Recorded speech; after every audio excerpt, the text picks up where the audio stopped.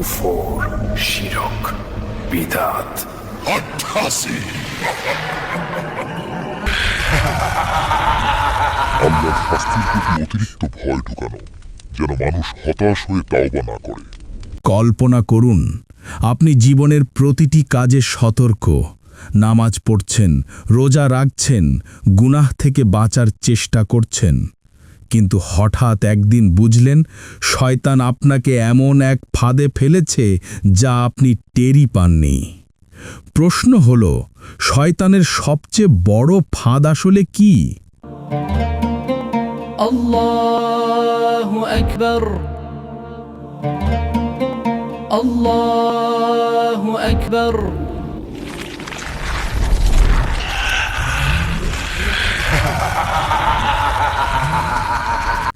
আমরা সাধারণত ভাবি শয়তান আমাদের সরাসরি গুনাহে টেনে নেয়, যেমন মিথ্যা বলা, গীবত করা, হারাম কাজে জড়িয়ে ফেলা। হ্যাঁ, এগুলো ঠিক, কিন্তু এগুলো তার ছোট ফাঁদ। সবচেয়ে বড় ফাঁদ হল আপনাকে গুনাহ করানো নয়, বরং আপনাকে হতাশ করানো।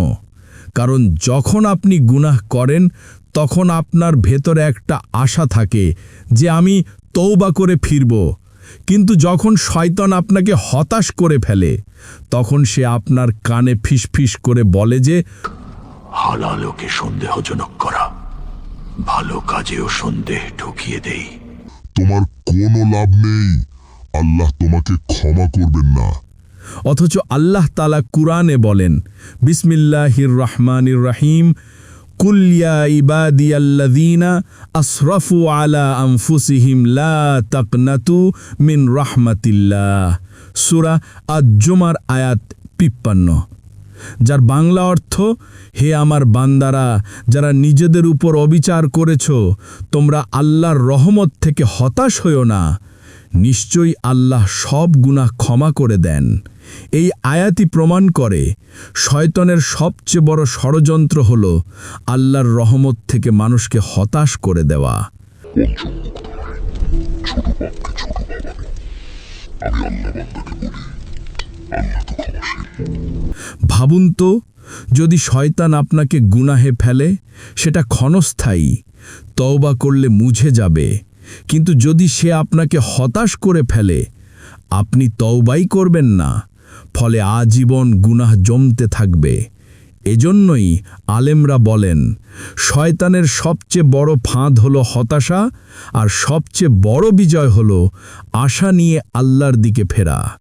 যা রাসূল সাল্লাল্লাহু আলাইহি ওয়াসাল্লাম করেননি, আমি মানুষকে তাই করতে বলি।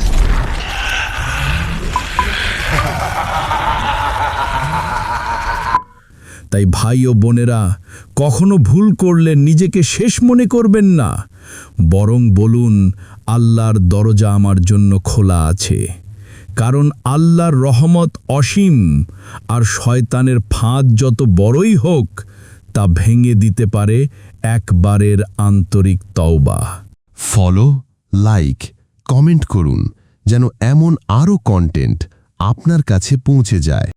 ইসলাম প্রচারে আপনার একটি শেয়ারই হতে পারে কারো হেদায়েতের দরজা।